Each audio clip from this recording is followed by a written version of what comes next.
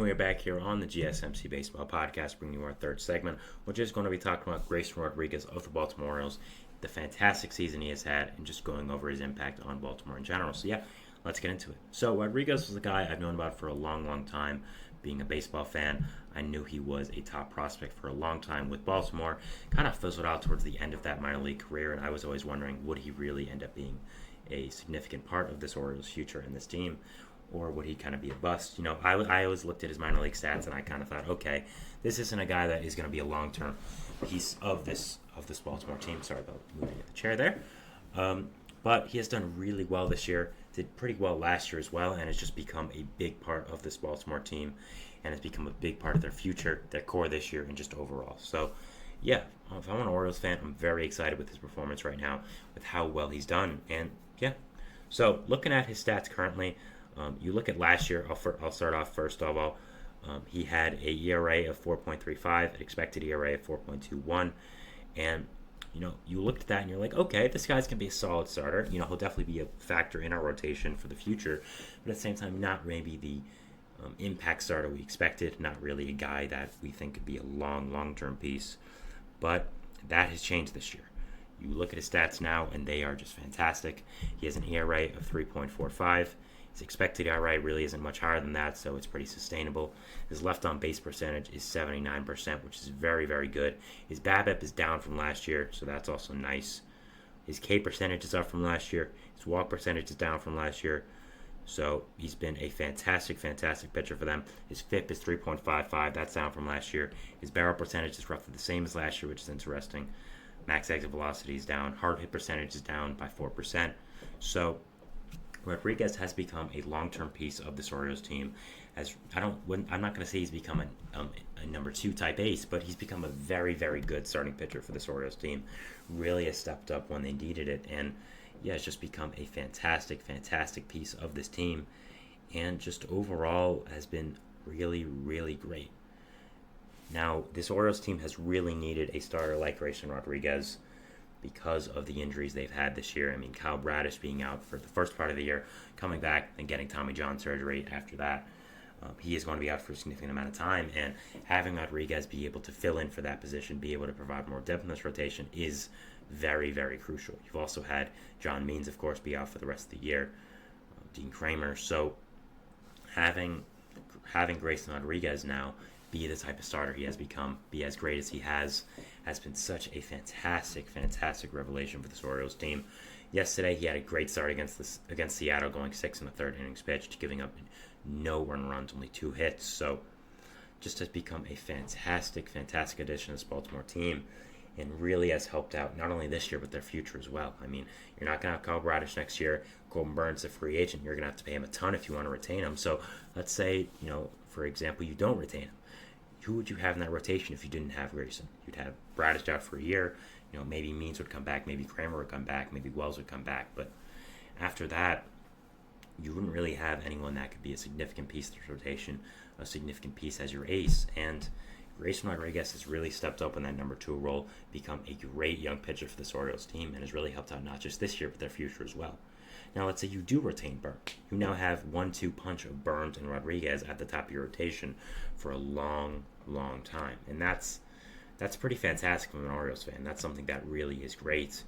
And I think it is something that really does end up helping out this team for the long term. That is something that you can point to and say, okay, we've got these 2 guys in rotation for the next 5-10 years. We feel very confident with that. And if I'm an Orioles fan, I'm feeling very happy with how Rodriguez has done right now, how great he has been, and overall has just been a fantastic addition to this Orioles team, fantastic pitcher for this team, and overall has just, again, been such a crucial addition to this team and where they are right now. I mean, looking at the Orioles, where they are in this AL East, they're really in a tough race right now with the Yankees, who have struggled as lately, but the Orioles are still fighting with the Yankees for that first place position, still fighting to get a significant lead in the standings as well. So having a starting pitcher as crucial as Rodriguez right now is such a big addition. I mean, you look at the AL East currently. The Orioles are in first, but they're only in first by 1 game, and with how good the Yankees team has been, you can't really count them out till they're gone. So being able to have this enhanced pitching depth that you've had from Rodriguez has been such a great addition and has overall been great.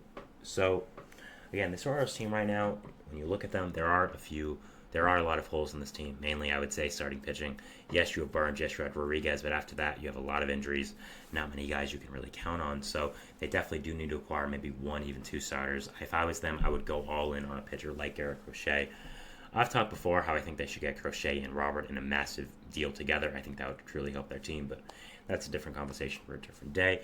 I think getting a long-term answer like Crochet would be a really, really nice addition, and overall would really end up helping out this team a lot. I think they do need this long-term piece, and they have the prospect capital to get it. I mean, looking at the system, it's incredible. Of course, you're not going to trade a guy like Jackson Holliday to the White Sox for someone, but you have someone like a Samuel Basallo, who is a top prospect, who is blocked because of Adley Rutschman. He can end up being a piece. Kobe Mayo's kind of blocked in that infield as well. Nice power hitting prospect. He could go. So a lot of prospect capital that you could flex around if you're an Orioles fan or you are an Orioles executive. And if I'm them, I'm really going all in for a starter. I would also maybe go for a shorter piece as well. Maybe a guy like Tyler Anderson from the Angels, Sean Manaea, or someone from the Mets.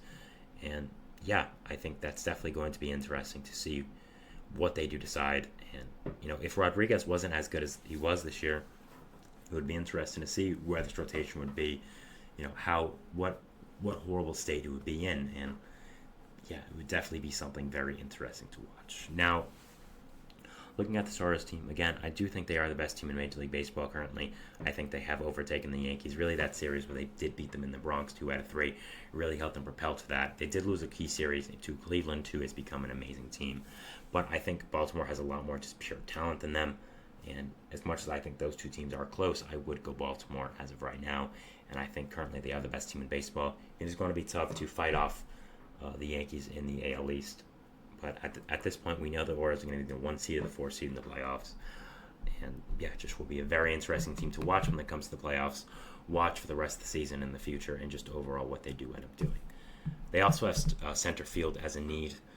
Of course. That kind of ties into what I was saying before. Acquire not just Crochet, but also Robert in that trade as well. And, Cedric Mullins really has not ended up being a nice piece in that outfield this year. Really need to upgrade if you want to compete more. I think that's definitely a piece that you do need to acquire as a center fielder.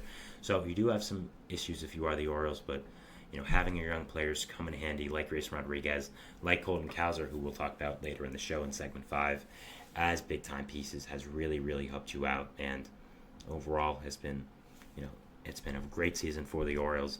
I don't think they're stopping anytime soon. I think this young core is going to keep on going, keep on hitting, keep on being fantastic, and yeah, just overall a very exciting time for Orioles fans.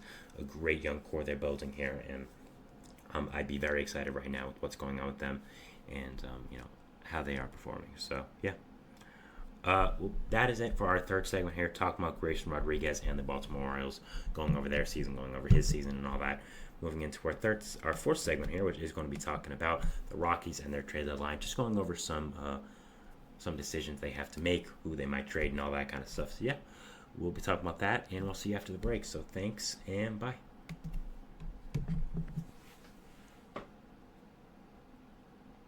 For the best and latest podcast